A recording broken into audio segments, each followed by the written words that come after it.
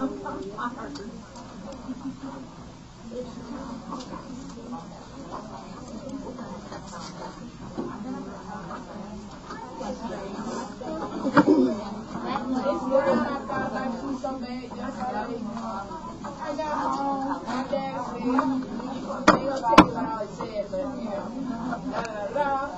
it's small. Look at this.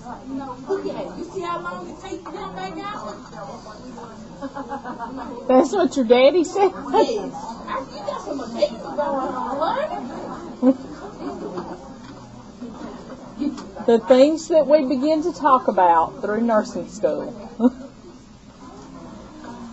All right, this morning we're talking about fungal infections. Wonderful way to start the day off. Well, this is before lunch, so True. You have in your book on page 1321 a list of the different fungal infections. 1321 in the Williams and Hopper book, not the basic nursing book. So we'll just write down your page number.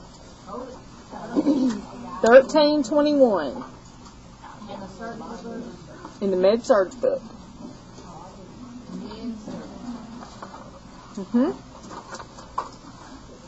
With the patho of the fungal infection, you would have to have direct contact with the fungus in order for you to actually get a fungus. And I think most often of your athlete's foot, it is a fungal infection. It grows in moist environments. All of your fungi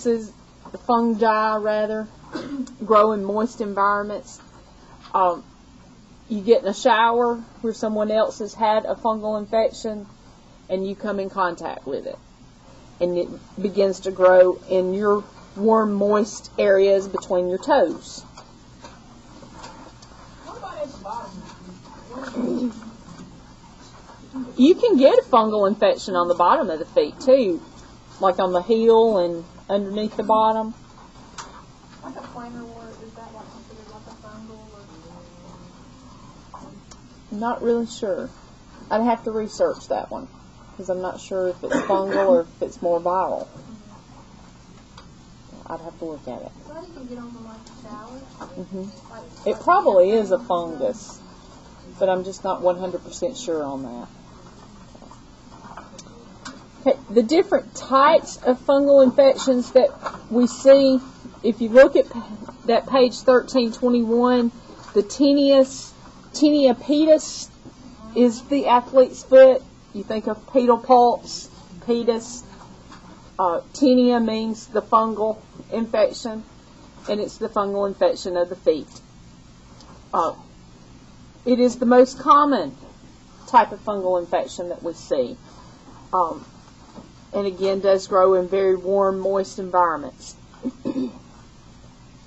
Okay, it does say here in the book, Heather, that there are 4 types of the tinea pedis. One, the interdigital, being between the toes. The second is the hyperkeratotic, which is the plantar erythema and scaling. So I would think that would probably be similar to the plantar wart. Then you also have the inflammatory vesicular, where you get vesicles on the plantar surface. And then ulcerative is where you get the vesicular lesions and ulcers between the toes and on the plantar surface. As far as your treatment, your antifungal agents like tinactin, that's one that you can get over the counter. Lamisil is another that you can get the cream over the counter. So you can apply the topical agents in a very thin layer to the area, and that should help to kill that fungal infection and begin to heal. You do want to teach your patients with athlete's foot to make sure that they are keeping their toes, in between their toes, dry, just like with a diabetic. because if they don't, they come in contact with it again, it's just going to start all over again. They need to wear water shoes or in like public showers, public bathrooms, and around swimming pools as well. It is good if you have perforated shoes that you can wear so that air gets to the feet, and it will help to dry up the moistened areas and help to reduce the chances of fungal infections. Because of the fungal infections that are on the sidewalks and all around the pool. Yes. Okay, the tinea capitis. This is ringworm of the scalp. Ringworm is a fungal infection as well, and we do see this occasionally. It is very common in children, most often is where we see it, and it is a common cause of hair loss in children.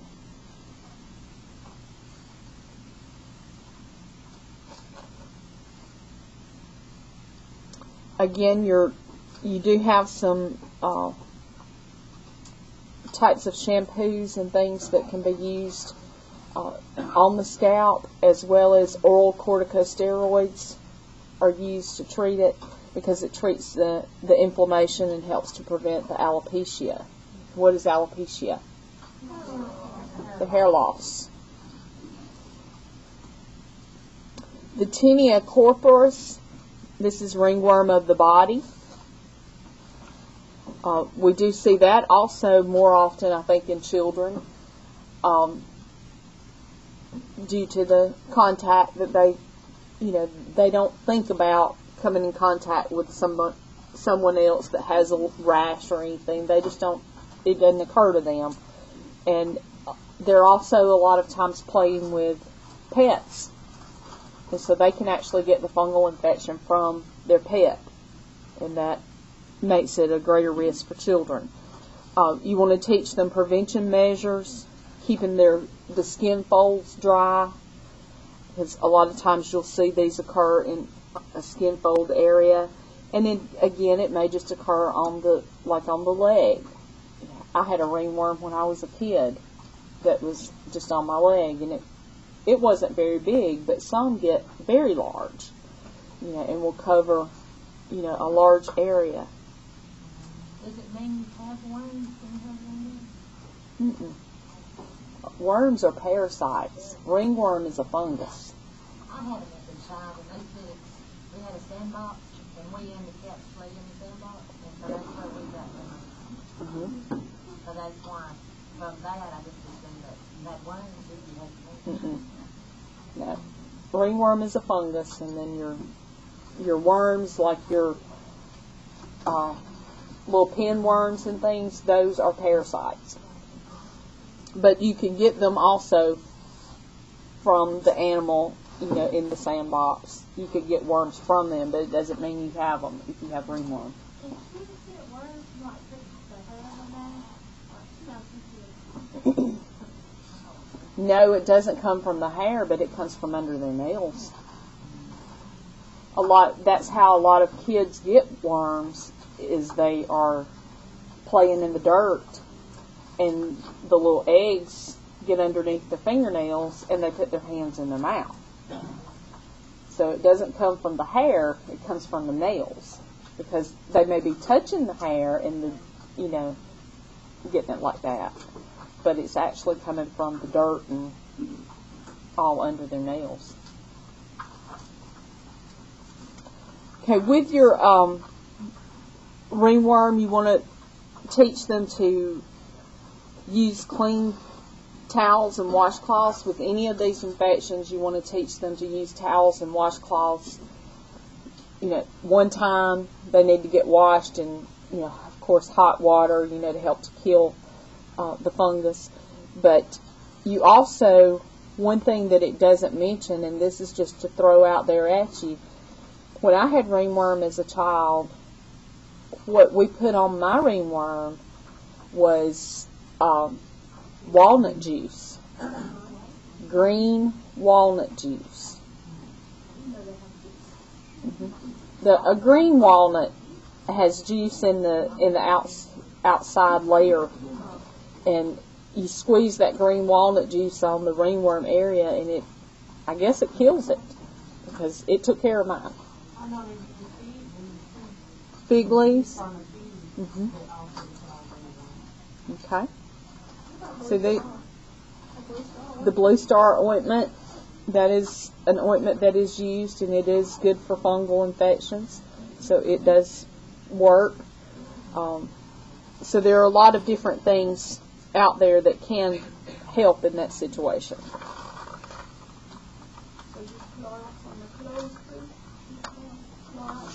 Clorox would kill it.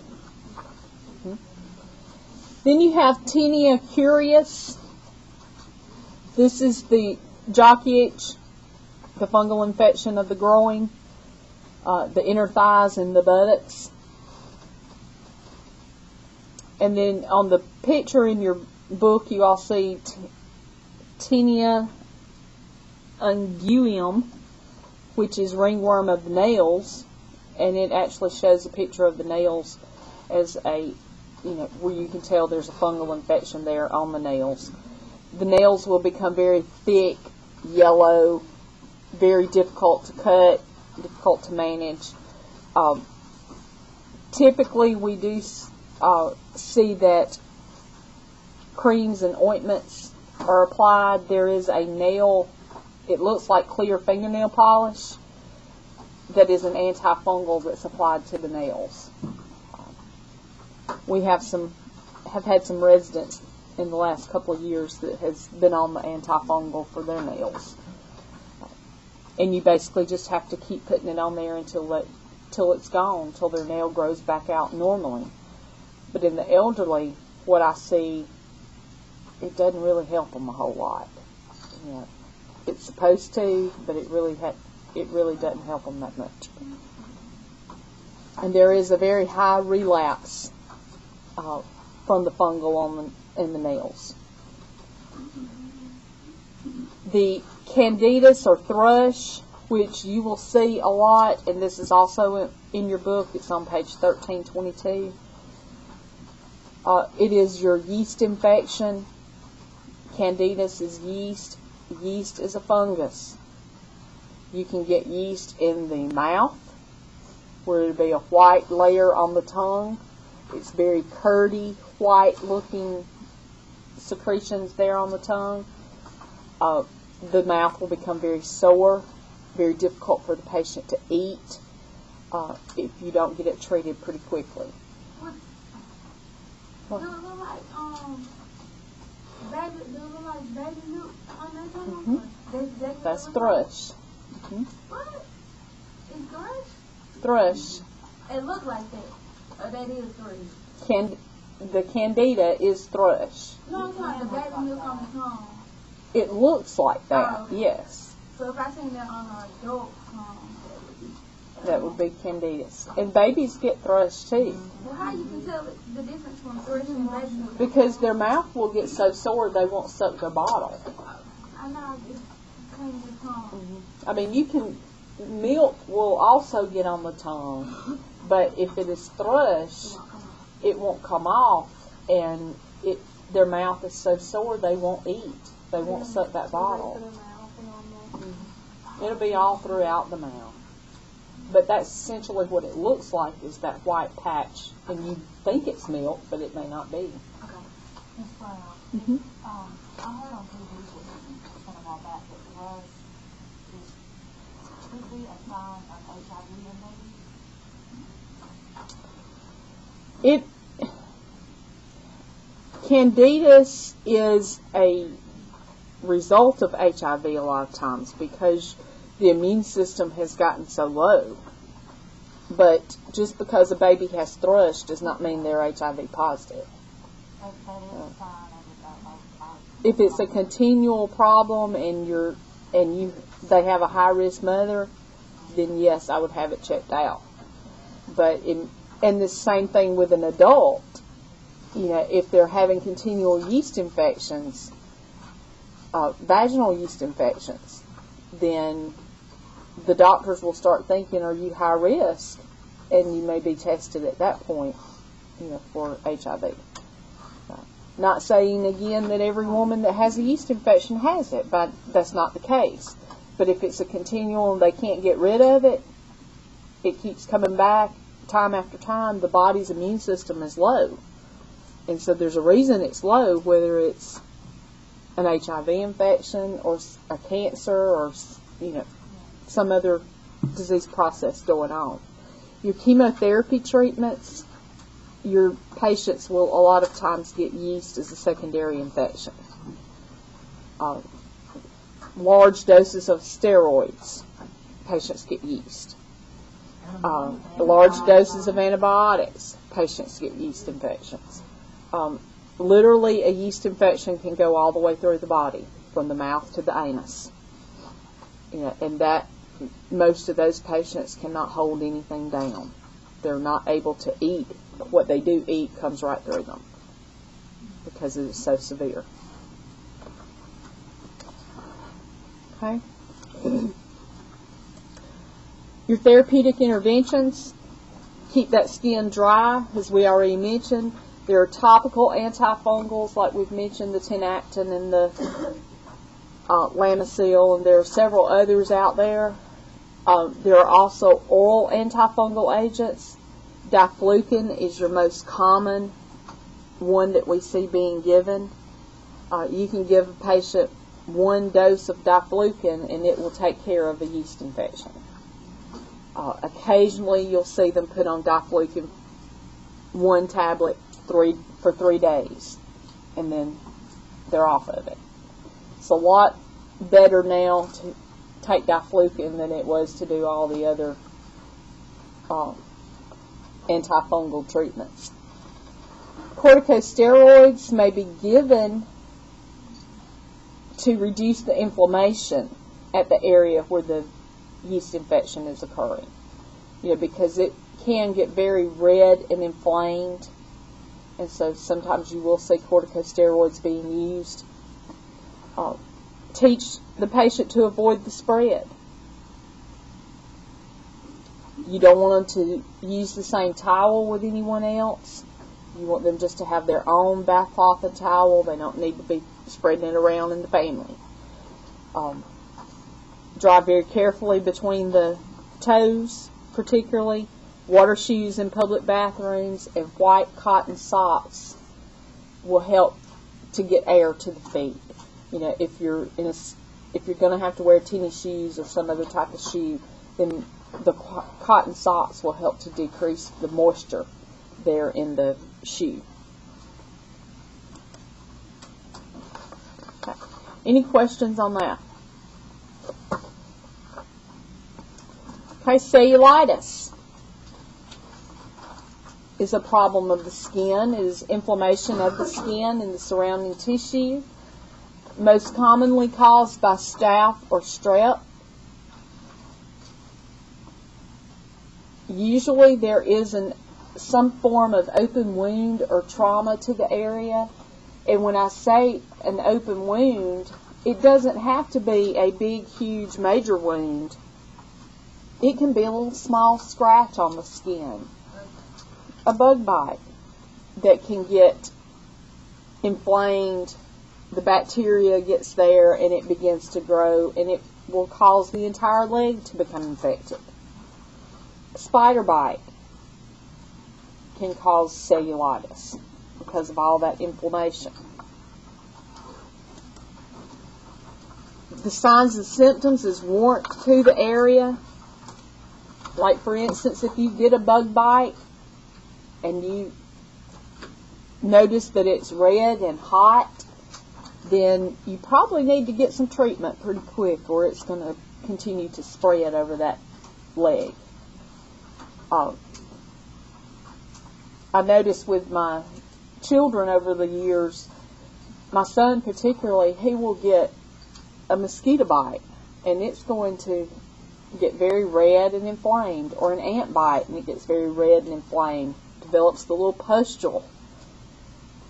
I start putting Neosporin on it immediately. because I want to reduce that risk of him potentially getting cellulitis from that bug bite, because he would be very susceptible to it. There's pain and tenderness at the site,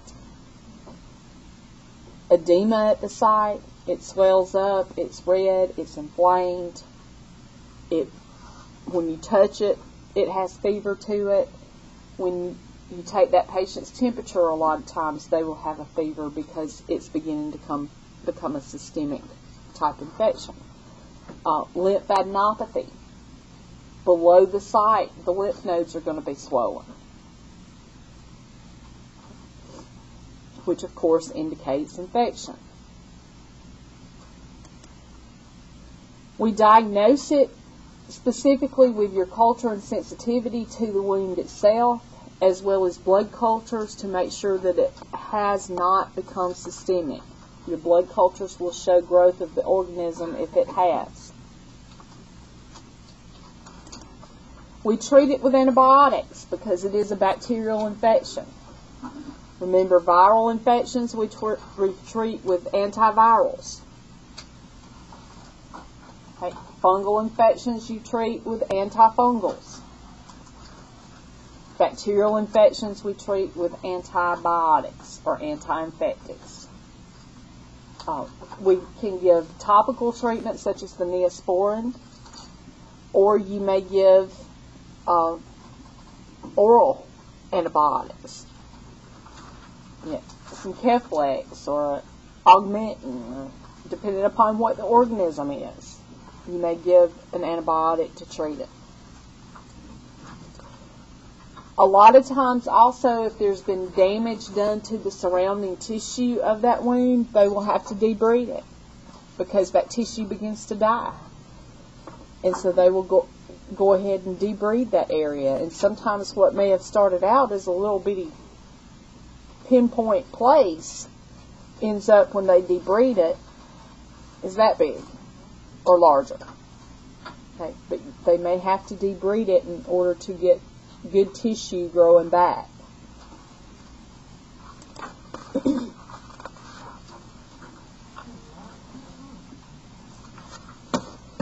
This is acne. I'm sure most of us have seen some form of acne, but this happens to be a very severe case. This person will end up having a lot of scarring due to the acne, because you see where you've literally got sores, not just, the pustules, but you've literally got sores on the face. Acne is a result of increased sebum, or oil production in the skin. The oil production causes obstruction of the ducts, and therefore you begin to see the white heads or black heads occur, and then in this case it just kept going and going and going and became more inflamed, to the result that they could potentially get an infection in those areas. The comedones are the blackheads that you see. They may be open or they may be closed. If they're closed, you'll just see that little dot of blackhead. If they're open, it will look like that person's did, as a sore on their face. Therapeutic interventions: we can cleanse the skin with the benzoyl peroxide, vitamin A acids, can apply antibiotics, particularly if they are infected, and then estrogen therapy in some cases will help to reduce the treatment, or reduce the occurrence rather. Accutane is one that is given. You see a lot about it. It is a very potent drug. It does do the work. It does take care of the acne, but the patient has to be on liver function tests. They have to go back periodically to have liver function tests done to monitor the liver, because it is metabolized by the liver and can cause liver damage.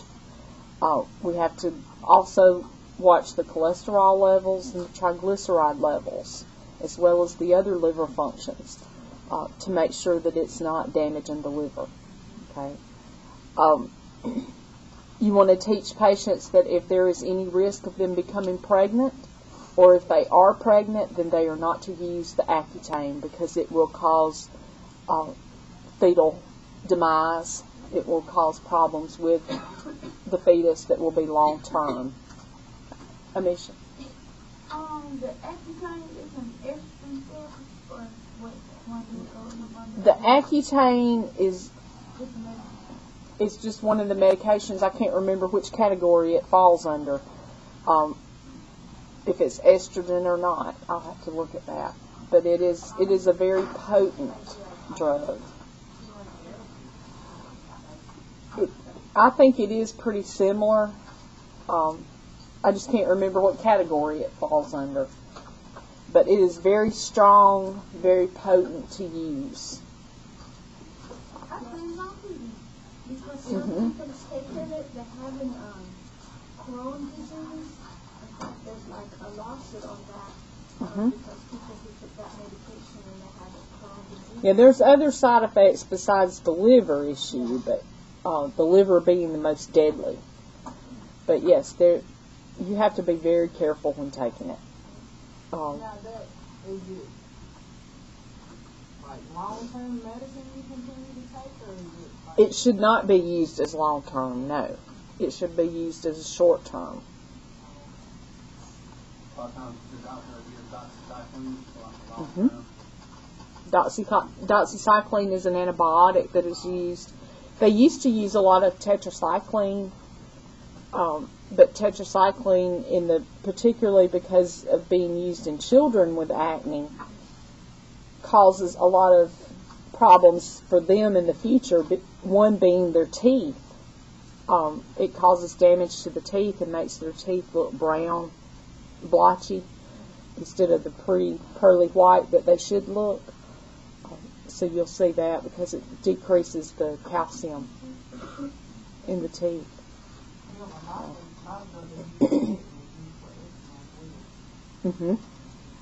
Yeah. But the big thing you need to know about Accutane specifically is the liver function, monitoring the liver function, and then not to use if you're pregnant or thinking about becoming pregnant.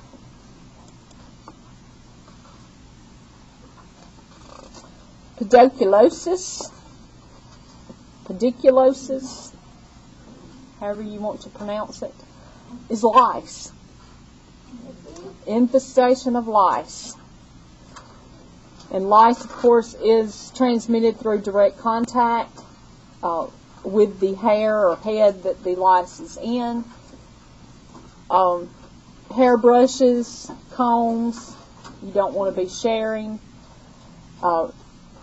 Children with long hair are more likely to get lice because of the fact if the hair may get, just kind of fluff into somebody else's and you transmit the lice in that manner. So it is very common in children and anyone that has long hair. I know my son has had some issues this time of some kids having lice in his classroom, and he'd come home and the first, I'd find out about it and he'd go to scratch his head while I'm starting to look. But his hair's very short, so he's not as likely to get it as what my daughter was when she was in school because she had very long hair, and so she was much more likely. And I have to tell you a story, and she'd probably freak if she knew I told you.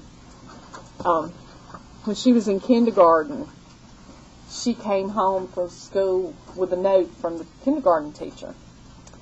And I read it. She had, during school that day, they had come to check the kids for lice.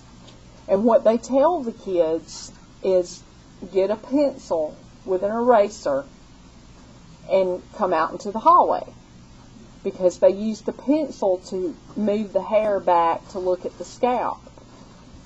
And she said, I know what y'all are doing. And the teacher said, you do? She said, yes. You're checking us for mice.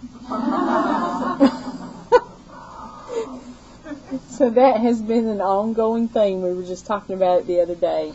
You know, those are little funnies that you remember from your kids in school, but they were checking her for mice.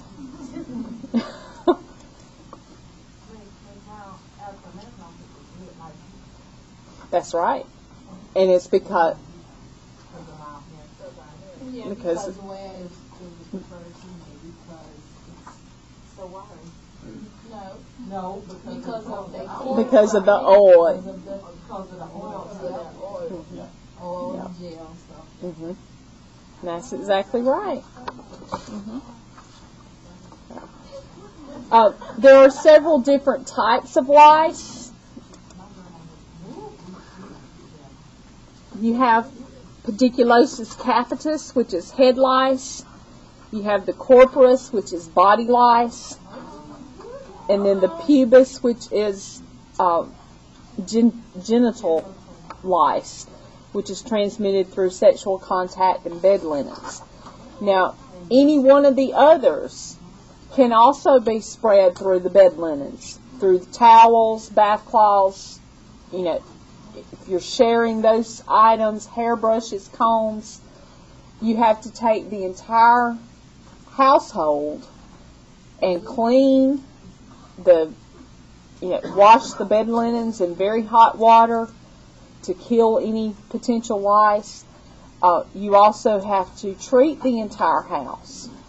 There's no need, if one person has it, to only treat that person. You need to treat the entire household because chances are it's been spread to someone else. The capitis is head lice, corporus is body lice, and then pubis is genital lice.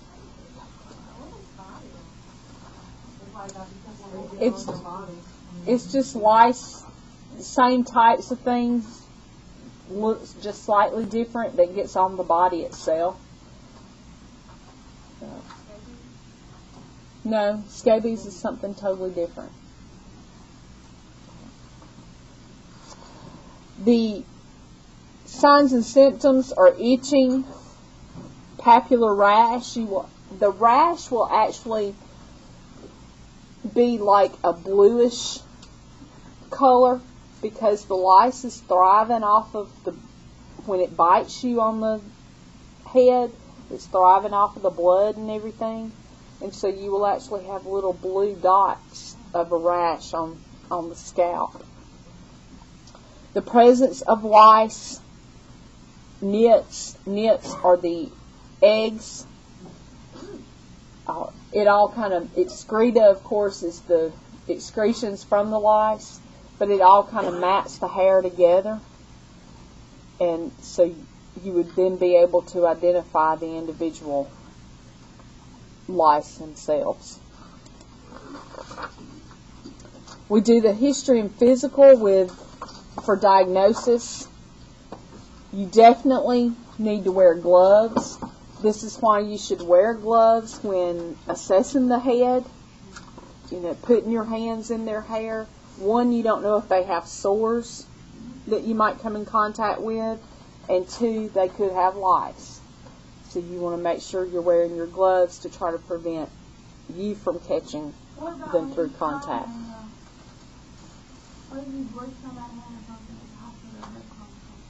If you think they potentially have lice, then you better have your gloves on. No, not really. It's the actual coming in contact with the hair. They don't really jump from one person to another. But the close contact, see, in the school system, you've got such close contact with those kids. They're bumping into each other. They're laying on each other. They're laying on each other's clothes, coats, or whatever.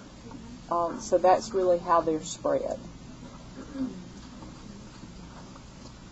Test for the STDs, if they have the pediculosis pubis, because chances are if they have pubic lice, then they also have some form of STD as well. So you do want to go ahead and test them during that time.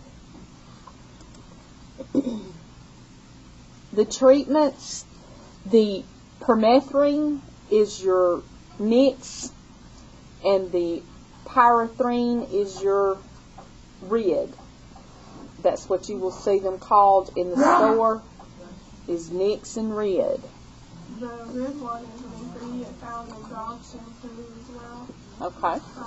Like the green shampoo, the ingredient in it is the same thing. They had a case going around school with my daughter, and instead of buying that, they advised that they get the dog shampoo. So they're can be used as the same thing. Well, because a lot of times the lice and things come from the animals. I mean, they're spread from animals to humans. Which one is The the Rid is the pyrethrin, And the pyrethrin is the Nix. They must be reapplied in 1 week, particularly the Nix. So it's not just a one-time treatment. You do need to apply it and then do it again in a week just to be sure that you have gotten rid of all the lice. The mechanical removal is the combing. They recommend a very fine tooth comb so that it catches any of the nits or lice in the comb. Antipyretics to help with the itching, because it does itch very much. My head's itching now just talking about it. Yeah. And that's a normal reaction.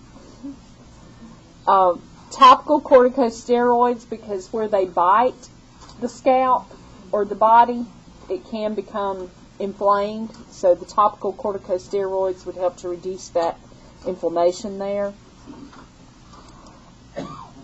Patient education is you teach them self-medication, because they're the ones that's going to go home and purchase the shampoos in order to wash their hair, so you need to educate them on it.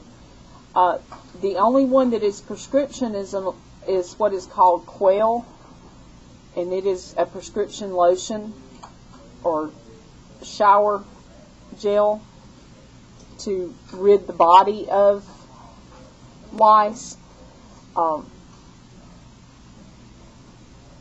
You want to make sure you are removing the nits, and that's where you teach them about combing the hair, because that will help to remove the nits, and the nits being the eggs. So if you leave the nits behind, you're going to have more lice. Cleaning of the clothing and the objects in very hot water. Like I said, you can't just do it for one family member's bed. You need to do it for the whole household. Right. Furniture, even. Your cloth furniture needs to be steam cleaned, because of the fact that you want that hot steam to kill anything that's there.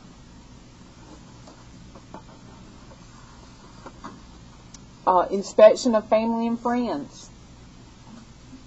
Anybody that you've been in contact with, let them know so they can take care of themselves. Had my stepdaughter, when she was, I guess she was probably 6 or 7, had come and spent the weekend with us.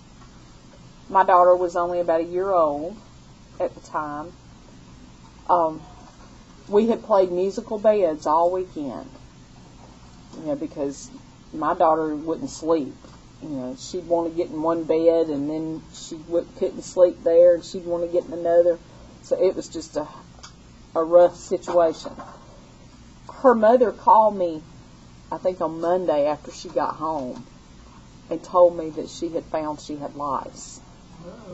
Well, she had complained over the weekend of her, or she had not really complained, but I had noticed her scratching her head.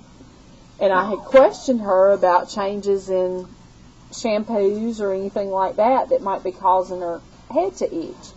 Never in my wildest dreams did I think about lice. And here we'd used the same brush, and, we'd slept in the same bed. But believe it or not, none of us got anything. So I don't know how that happened, but she was 6 or 7, and my daughter was a year old. So, but it was very amazing that none of us got any. Scabies. Scabies is a mite that burrows underneath the skin. You will see little reddened areas, reddened bumps where they've been scratching. But if you look close enough, it will appear brown. Those little spots right in the middle of that reddened area will be brown in color. And that is the scabie. That is the mite that is underneath the skin. It is also very contagious with infected clothing and animals. Most often, scabies does occur from having animals. We had a therapist out at the nursing home not too long back that had scabies. She got it, a therapist, she got it from her dog. So, and we were like, why are you here? If you know you've got, why are you here? You're going to spread it to everybody because it is contagious just like anything else. So, they burrow into the skin. They're very teeny tiny. Like you wouldn't be able to see them probably if they're on the outside of the skin. You wouldn't know they're going into your skin because they're very tiny mites. Jennifer, do you have a question? Typically, you can see a little brown dot.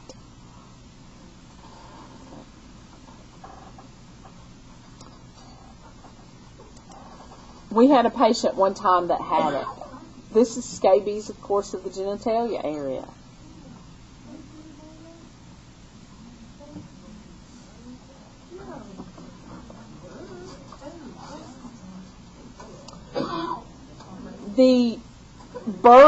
The rash actually will occur within a month after infestation. So you won't know, that you even have it until a month later when you begin to see the rash and you start itching, where they've burrowed underneath the skin. They do itch very severely. How do you get like that? It just, they're mites. They're going to go all over the body. Diagnosis, we do what is called the shaving of a lesion, where they shave off the top of the lesion and look at it under microscope. That's how you can identify the actual mites, because they are that tiny.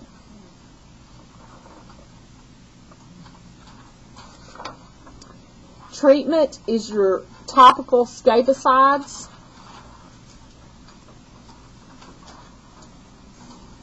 One being the quail lotion. This is typically left on overnight for at least 8 to 12 hours and then washed off the next morning. And it does usually take a couple of treatments. And they may have itching for up to 2 weeks after the treatment.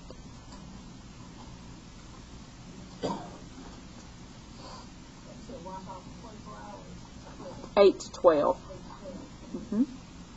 The antipyretics, of course, is to decrease the itching. Your corticosteroids is to help to decrease the inflammation there, where they've actually burrowed into the skin.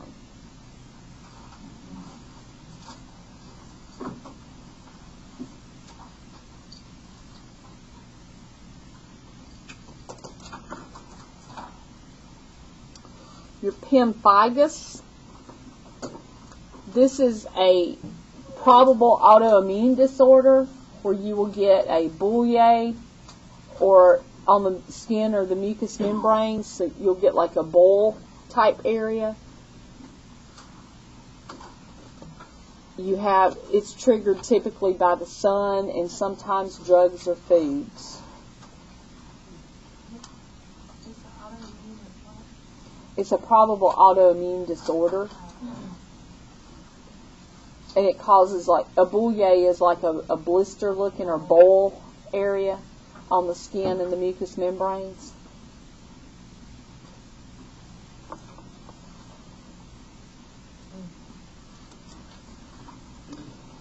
Your symptoms are, it'll look like a blister. A boil looks like a blister. It starts typically in the mucous membranes but can spread to the skin. Once it ruptures or becomes open, raw, it is very painful. They typically do have burning and itching of the area along with the pain. It typically hurts to touch it, but as they're just sitting there, they're going to feel burning and itching to the area and probably feel some pain too, even though they're not touching it.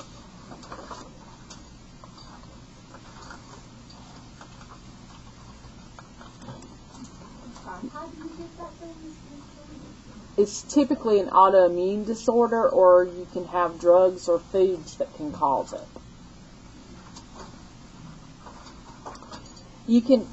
To diagnose, they will have a positive Nikolsky sign. And this is where you have sloughing or blistering of normal skin when minimum pressure is applied.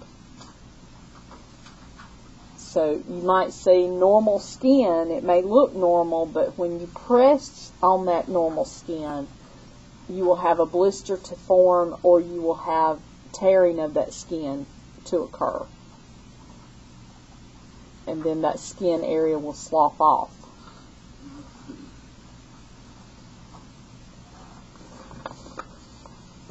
And you may also do a biopsy on it just to make sure there's no malignancies occurring.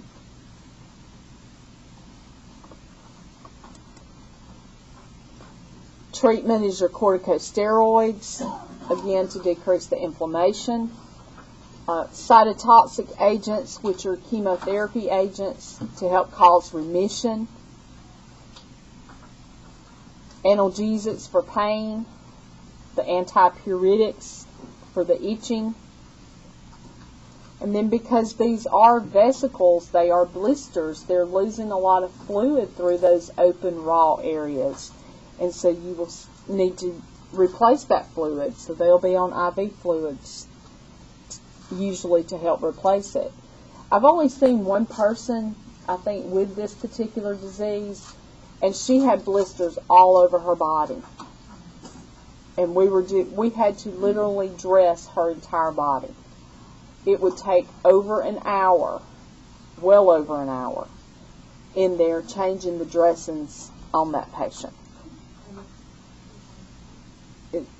Once they become raw, the blisters pop and it's a raw area, it is very painful.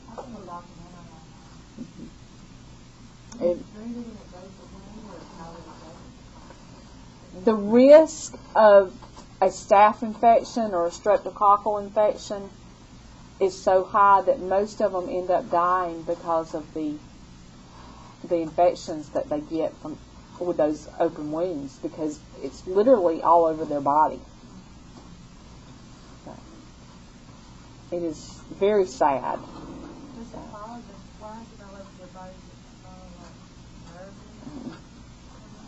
It doesn't follow any specific path. It just develops. It spreads because it is. If you've got one and you're treating it, you're probably dragging that to another area of the body, and it spreads very quickly. Yeah. They do need to be on a high protein, high calorie diet to help with the healing process.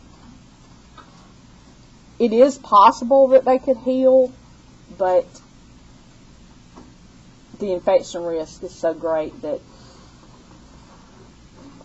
you have to be really worried about that, about infection and how, whether or not their body can handle an infection if they do get one. Your nursing care is to monitor that fluid balance, so you're doing good I's and O's on them to watch that fluid balance. You're taking into consideration what they're taking in orally as well as IV. Monitoring their diet, making sure they're getting that high carb, high protein diet. They will get the wet dressings usually because you want to keep those areas moist. You don't want it to become infected, so you're doing a lot of sterile type dressings to it, and baths to help to soothe because it is itching, and burning. So you do a lot of the cool, wet dressings as well as the baths to help to soothe the skin. Help to control their pain. Medicate them before you do dressing changes. Good oral hygiene, because remember, a lot of times it will start in mucous membranes, so they may have some sores in their mouth. And provide good psychosocial support. I mean, you think about it, you've got blisters and sores and all over your body. It's contagious.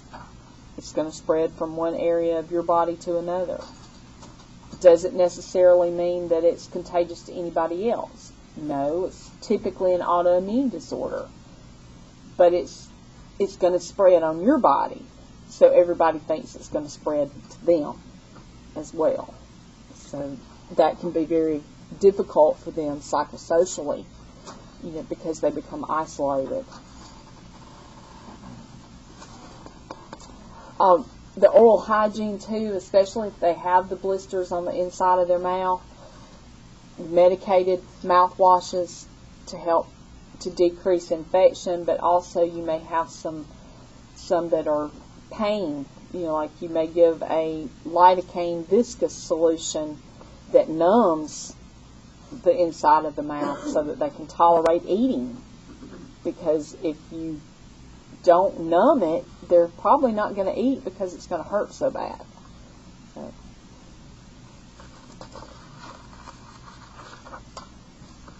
Any questions on that? It is, like I said, I've only seen one case of it, and she was absolutely pitiful. It was very sad. She was in her 60s, I believe, if I'm not mistaken. And she could have looked older than what she actually was, but she looked to be in her 60s. And specifically from the chart, I don't remember, because that's been several years ago. Okay. Let's go ahead and take a break, and we'll come back and talk about malignant skin lesions.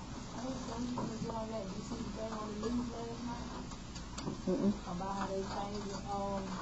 Oh, the sunscreens.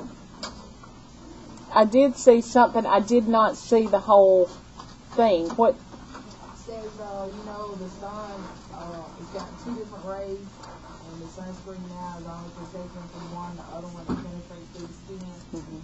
And that's what they're doing. They're making them put that in there too. And they said it's probably like next summer before it happens. So it protects a bit against the...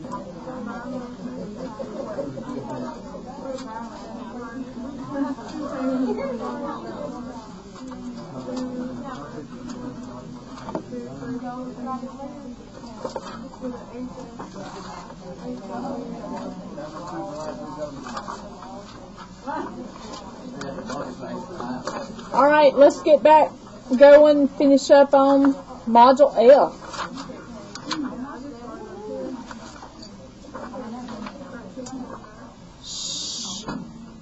Malignant skin lesions. Your malignant skin lesions can arise from the different layers of the skin. The basal cell layer is where, of course, your basal cell carcinoma is going to come from. The epidermis is where the squamous cell carcinomas come from, and then the melanocytes causes malignant melanomas. First one we're going to look at is basal cell carcinoma. Your basal cell carcinoma rarely spreads. It typically stays in that one area and is a very slow growing malignancy. It is the most common type of skin cancer. And you see here they appear to be small, pearly, or a translucent papule.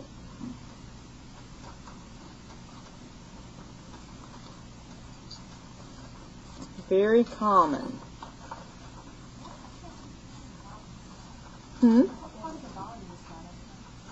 It's on the forehead. This is the eye. Yeah, this is his eye, and then this is on his forehead, and this is the hairline. Is the white on that part of the cancer, or is that just the light? No, the white part is also part of the cancer. It's probably where he had it removed or had some surgery done to it.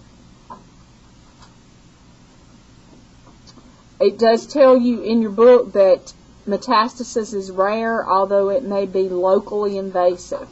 So it rarely will spread to another part of the body.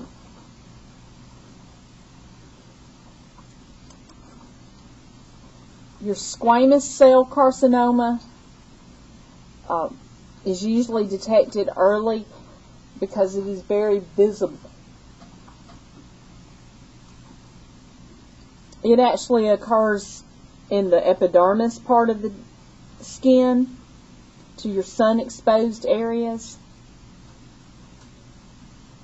We'll see them on the head and the neck, the hand.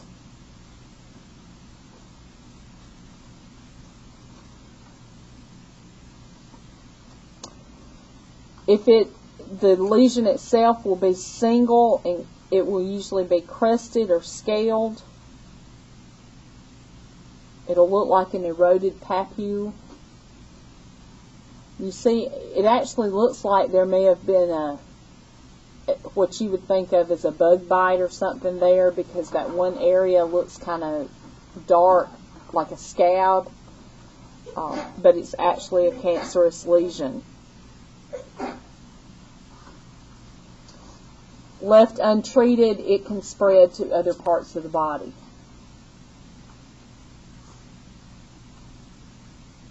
It will metastasize. Ms. Brown, this picture, is more like pinkish reddish. Well, what about in a darker person? Like, my dad's already dark anyway. It's going to look like a darker area. You'll see the irregularity of the lesion, like the outline of it's going to be irregular, but it may not. The redness may not look as red in a darker skinned person, but it's going to look darker. It's going to be different than the rest of their skin. So you would be able to tell the difference in that and just the regular dark spots that they get as getting older? Your dark spots from getting older most of the time is going to be a regularly formed area. Your cancerous lesions are going to be irregularly shaped. They're not going to have a smooth border around them. So yes, you would be able to tell the difference. Cancerous will not have a cancer. Will not. It'll be very irregular, a very irregular border.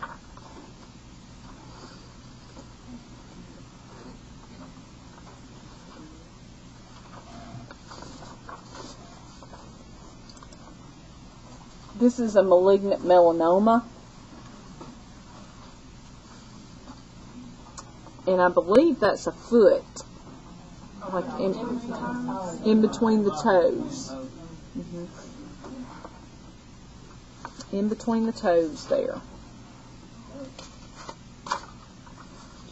Your malignant melanomas as of course as the name applies, it is a malignant lesion, and they are very metastatic. They will spread very easily to other parts of the body, and they do have a much higher mortality rate than your basal or your squamous cell would. And it can occur on any part of the body. It usually is in association with moles or nevi. Nevi is the technical term for a mole. So it would be a pre-existing mole, but as you watch that mole, you need to look for any changes in color or changes in shape and size of that mole, which would indicate the ABC. Yes, we're going to talk about that in just a minute. But you would look for any specific changes to that area. What did you call A a mole? nevi.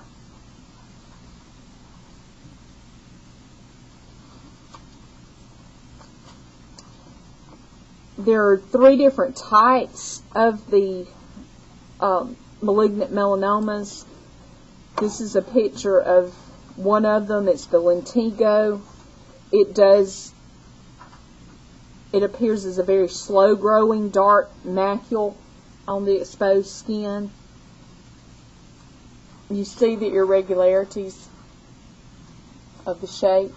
There is no defined border. It goes out of the border. It grows within a border. It's not regular. There's no regularity about it. Is that just a black spot, or is that a deep?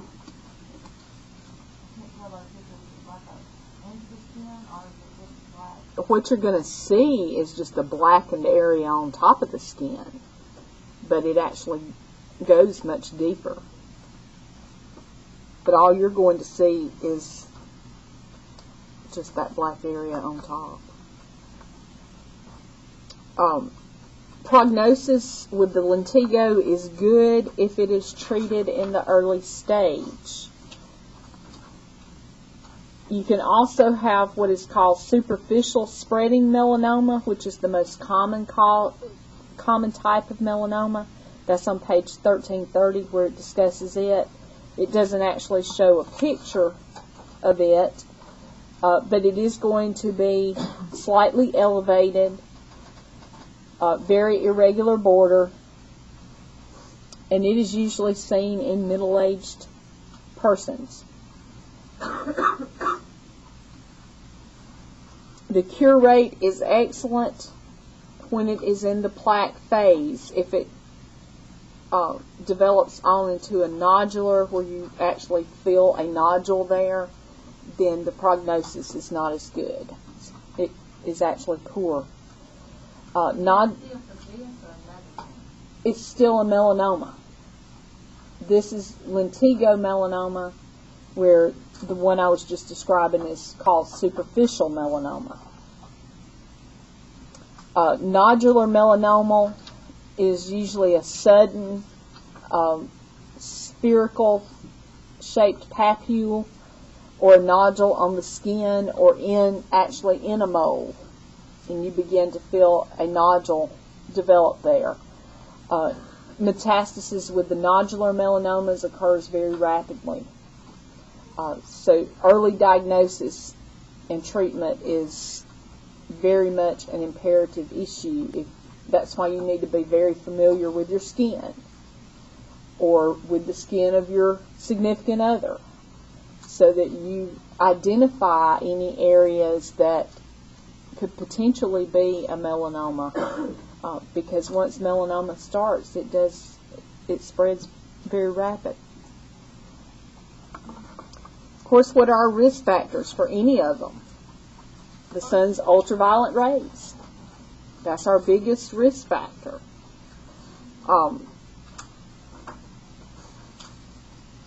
Indoor and outdoor tanning. Whether you're outside in the natural sun or you're inside in a tanning bed, you still, either way, have a risk for skin cancers to occur.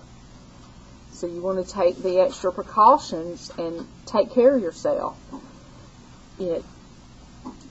I've let my daughter do the tanning bed this year for 1 month for prom, to get ready for prom. That's it. She can't go back anymore. It'll be the same thing next year. 1 month. Because it's the prolonged exposure to these ultraviolet rays that causes skin cancers. So I don't want to put her at risk.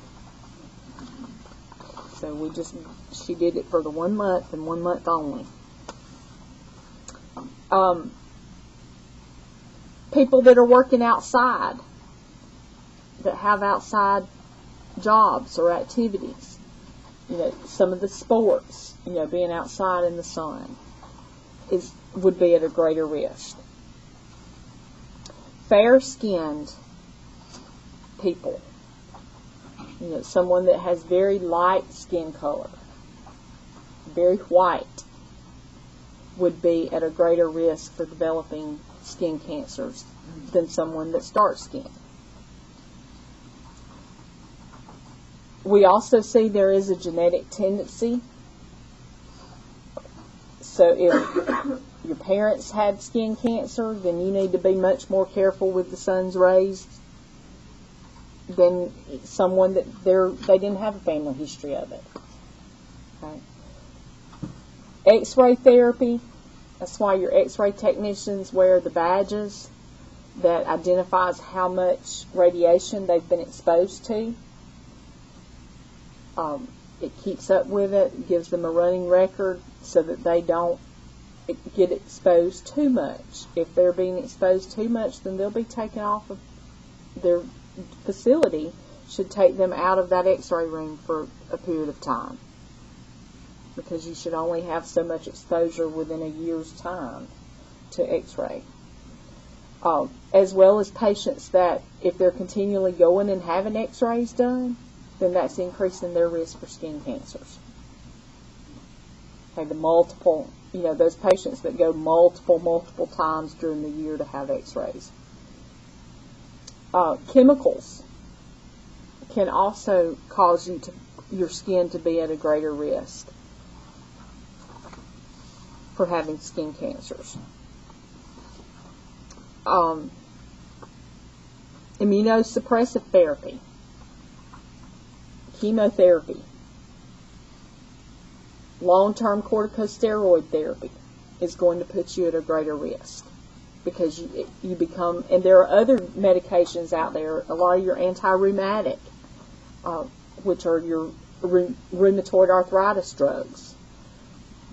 You're more photosensitive, so you're more sensitive to the sun.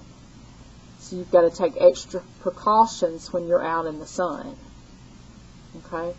If you're on any of those photosensitive medications.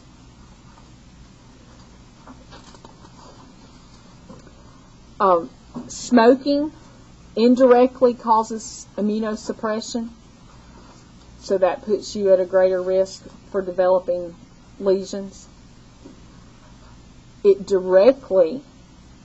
Smoking directly puts your lips at danger because of the cigarettes lying on the lip.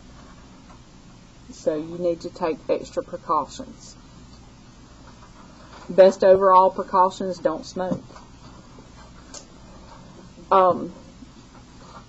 Your book actually says that sun exposure should be avoided between 10 a.m. and 4 p.m.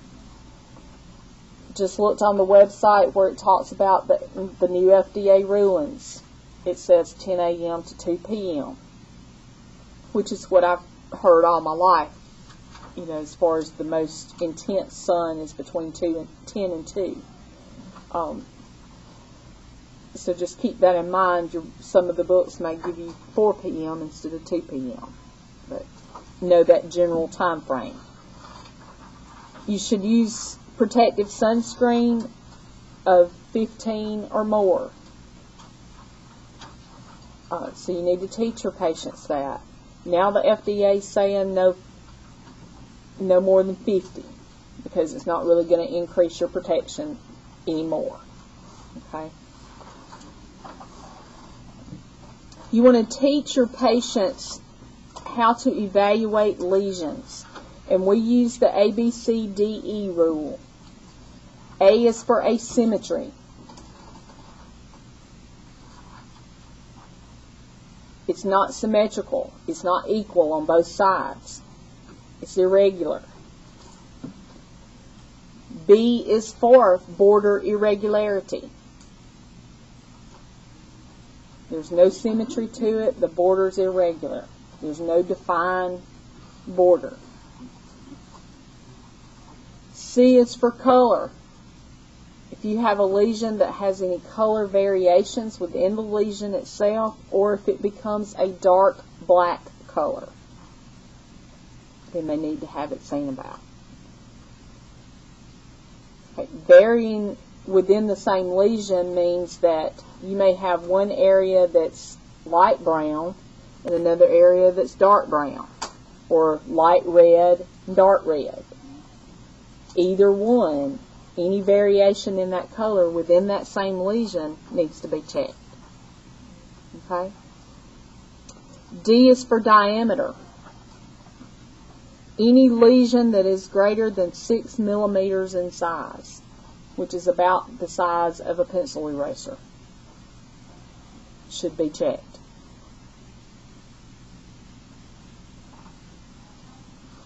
And E, evolving. It's changing in some way.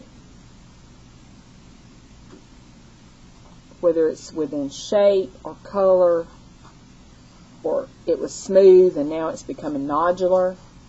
You know, any change in that lesion needs to be checked, and most often a biopsy will be done.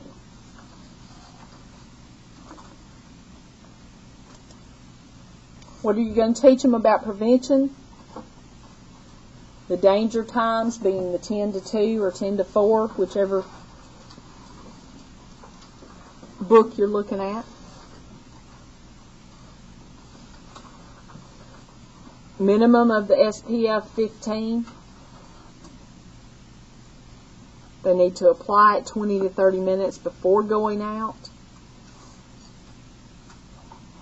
And then reapply it after they swim.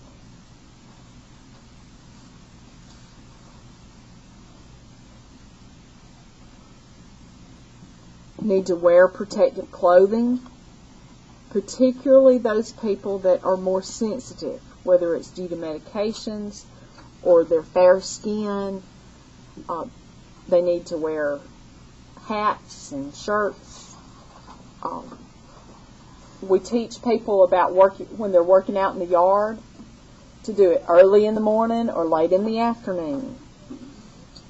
If they're sensitive, wear a long sleeve shirt to cover their arms. Wear a hat. Okay, but protect themselves. And we also want to teach them to report any of those changes using that ABCDE rule. Any of those changes in any lesions, so that we can identify if they do have a cancer, a malignancy. We identify it quickly because, as you've already seen, some of them grow faster than others. And there's no way for you and I to determine exactly what kind they have, so you send them to the doctor to get a biopsy done.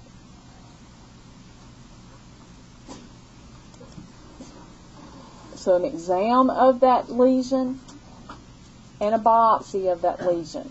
And biopsy be done at just a doctor's office, or do they have to go to a specialist? It depends. If it's a general practitioner, a lot of times they can do their own biopsies.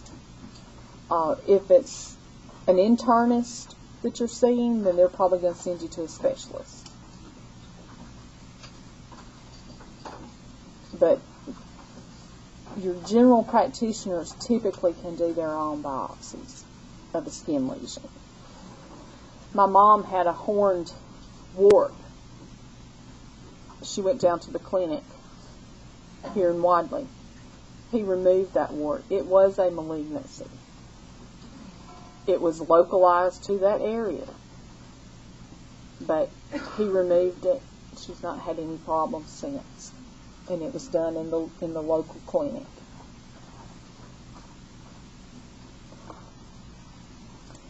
Your therapeutic interventions would be to surgically have it removed or excised. Excision means removal. Depends upon the type. They may choose to do chemotherapy or radiation to keep it, one, to keep it from spreading. Two, if it's already spread, then you would want chemotherapy and radiation done to try to prevent it from going any further. There are a lot of side effects, particularly to chemotherapy. Radiation, there's also side effects too, and you will actually get your oncology lecture is in 107 in your last semester. But just be aware that chemo is going to decrease the immune system. It's going to affect not only your good cells, not only the bad cells, but also the good cells. Radiation typically is directed directly at the lesion. So it will affect the surrounding tissue, but may not affect your total immunity, or your blood counts and all may not go down with radiation. But particularly if it's oral and you're directing it toward that oral lesion, if you've got a lesion on your lip that was malignant and it's being directed toward the face and head and neck, then it's going to affect your swallowing. It's going, because that radiation will cause rawness of the esophagus. You may get yeast infections because of it. So there's a lot of different things that can occur just as side effects to your treatment. But if they don't do the treatment, then if it's left untreated, it could potentially metastasize to another area of the body. Any questions on that? Is there such a thing called, I know they say when they remove that part of the cancer, and for some it comes back, and for some it doesn't come back. They were saying a female and a male, when the female would come back, the male would die. Is there a such thing, or it was just a thing? It could work that way, but not. I don't think it necessarily has anything to do with male or female.